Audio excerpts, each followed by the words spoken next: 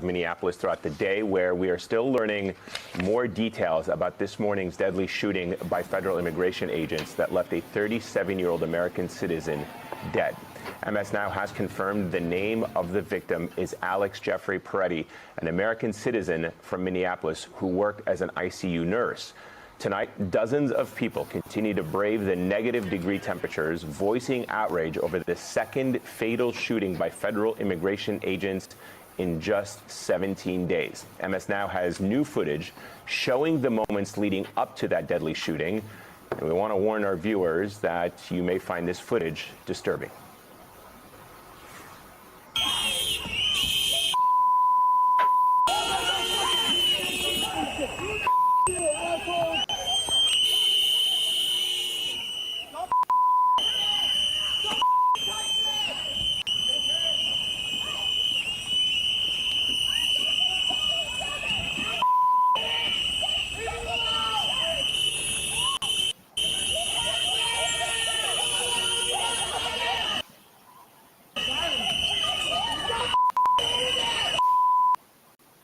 A lot of cussing going on.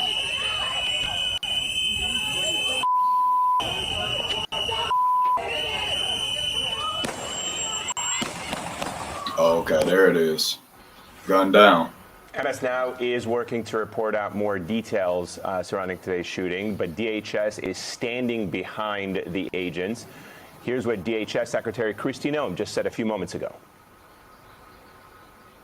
An individual approached U.S. Border Patrol officers with a 9mm semi-automatic handgun. The officers attempted to disarm this individual, but the armed. This looks like a situation where an individual arrived at the scene to inflict maximum damage on individuals. MS Now has since learned that DHS plans to lead the investigation of its own officer who shot and killed Peretti, not the FBI. Minnesota officials, meanwhile, are pushing back. It's a campaign of organized brutality against the people of our state. And today that campaign claimed another life. I've seen the videos from several angles, and it's sickening. But I have a strong statement here for our federal government. Minnesota's justice system will have the last word on this. The chaos that we are seeing is caused directly by ICE, Border Control, and this federal administration. We need ICE out of Minnesota. They are not. I'm gonna pause it right there for a second. All right, so let me get this up. Let me make sure I got this straight. They killed Renee Good. We saw that. It's all over the news. People doing a lot of protesting about it. And you still brave enough? And wait a minute. We saw that, right? And the government backed them. They cleared it. They said she was driving. The car was a weapon. She got shot. They approved the killing from ICE. Y'all saw that on camera, and y'all still got the nerve to go against them? Y'all still want to protest? You still want to go out there and go against ICE and try to kick them out your city? Seriously? This is what y'all doing? This is what y'all doing. This is what y'all doing right here. Y'all doing this right here? For real? And y'all seen what they did to Renee Good. Now, I'm not sitting here saying morally that it was good for them to do that, because obviously it wasn't, right? Morally. But legally, they could do it, and they did do it, right? So why would you go against that? As far as the Justice Department of Minneapolis, they want to push back. Now, you decide to push back. You know what? I'm going to continue this video because I got a lot to say. Not making us more safe.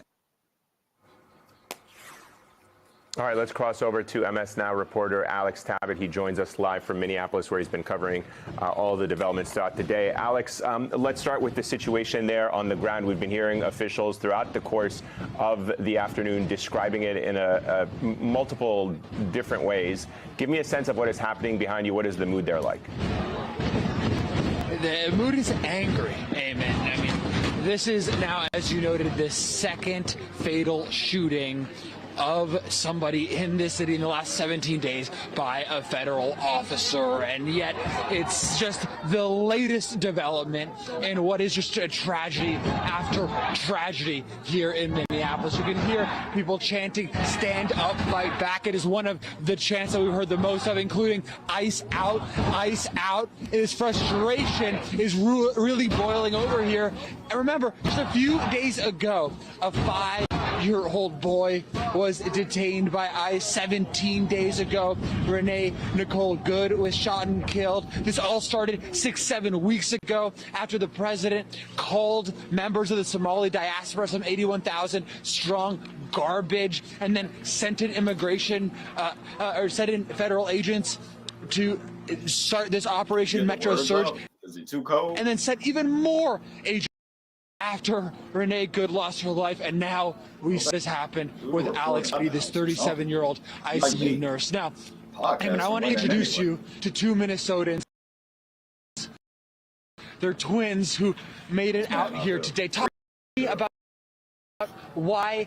First off, remind me your names one more time. Teresa. Why is it so important for you guys to be out here today, this morning? It's been hard to process. As a teacher in a school nearby, earlier this week I was delivering food to people who can't get out. And it feels like that's not enough. I feel like I have to be out doing something. And I've practiced for lockdowns for 20 years. I never once thought that our government would be the people we are scared of.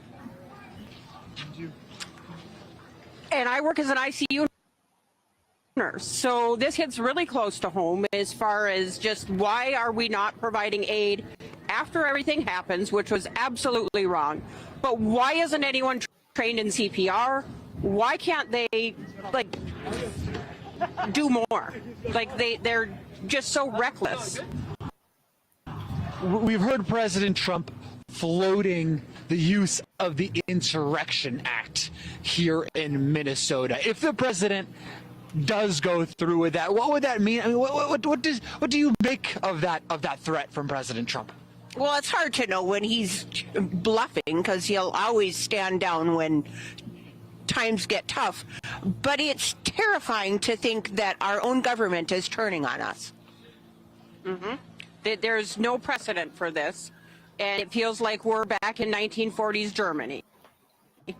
And we all thought, what if... You know, I'm stopping it right there. First of all, how in 1940? You know, I'm tired of all these people talking about all the Republicans or all Nazis. Oh, Trump is the new Hitler. How?